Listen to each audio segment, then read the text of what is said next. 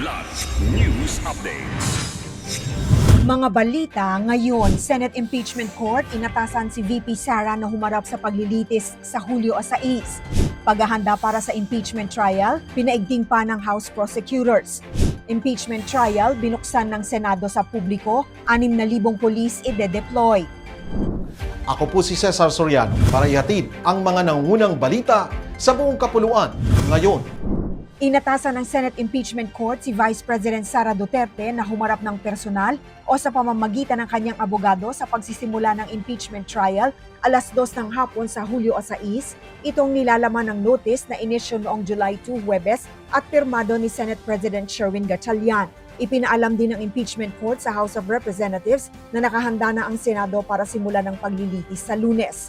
Samantala, sinabi ni Senate Secretary at Impeachment Clerk of Court, Renato Ray Bantug Jr., na wala siyang nakikitang magiging hadlang sa nakatakdang pagbubukas ng trial matapos magsumite sa kaparehong araw ng Hulyo 2 ng komento sa pre-trial order ang kampo ni Duterte sa pangunguna ni Attorney Michael Poa. Ayon naman kay House Prosecution Spokesperson Benjamin J. Tolosa, hindi na nagsumite ng komento ang prosecution panel upang maiwasan ang anumang maaaring magamit na dahilan sa pagpapaliban ng impeachment proceedings.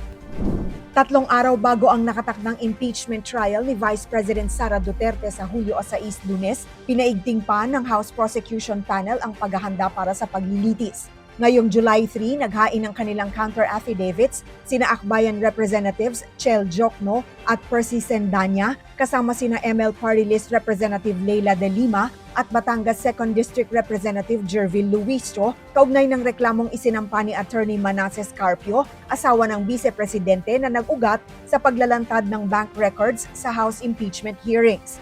Matapos ang paghahain, hinikayat ni Jokno at Sendanya ang publiko na bantayang mabuti ang impeachment trial na magsisimula sa Lunes at iginiit na hindi lamang si Duterte ang haharap sa pagsusuri, kundi maging ang Senado bilang impeachment court. July 2, Huwebes, nagbuklod naman ang Clergy for Good Governance, House Lead Prosecutor Jervil Luistro, House Prosecutors at Priest Complainants sa isang Mass for Truth, Justice and Accountability bilang panalangin at suporta sa House Prosecution Panel bago ang inaabangang paglilitis. Bukas sa publiko ang impeachment trial ni Vice President Sara Duterte na magsisimula 2:00 ng hapon sa Hulyo 6 ayon sa advisory ng Senado.